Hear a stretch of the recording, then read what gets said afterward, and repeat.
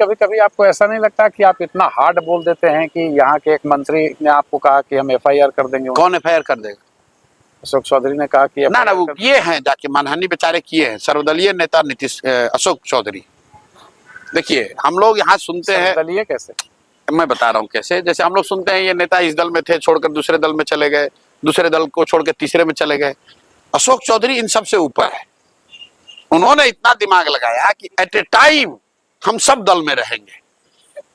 तो उनके पिताजी कांग्रेस में, ये खुद जदयू में, बेटी लोजपा में, दामाद आरएसएस भाजपा में, और अब कोई हमने बताया भाई एक आरजेडी बचा है, उसमें कोई भगिनी भतीजा बेटा भाई किसी को डाल दो। तो इसलिए मैंने कहा ये सर्वदलीय नेता है, किसी भी दल को वोट दोगे इसी को जाएगा। जैसे हम लोग कहते हैं ना भोजपुरी में कि घी चाहे दाल में गिरे भात में गिरेगा थाली में ही। तो अशोक चौधरी सर्वदलीय नेता है।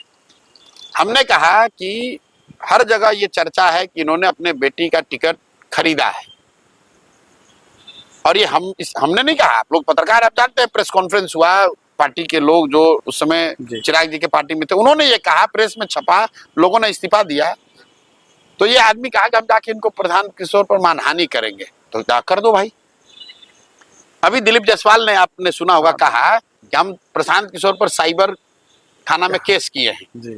अब बताइए इस भाजपा का राज्य का अध्यक्ष वो केस किया है और अभी तक पुलिस हम तक आई नहीं, हमारे पास आई नहीं भाई। या तो पुलिस उसकी सुन नहीं रही है, फर्जी बोल रहा था ये आदमी।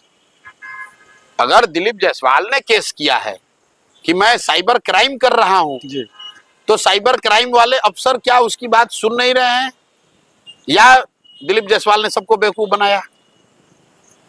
तो प्रशांत किशोर इस तरह की गिदड़ भपकी से डरने वाले नहीं है। प्रशांत किशोर यहाँ बालू माफिया नहीं है, शराब का धंधा नहीं करते हैं, किसी से 1 रुपया नहीं लिए हैं, किसी सरकारी पद पर नहीं है, बड़े बाप के लड़के नहीं हैं।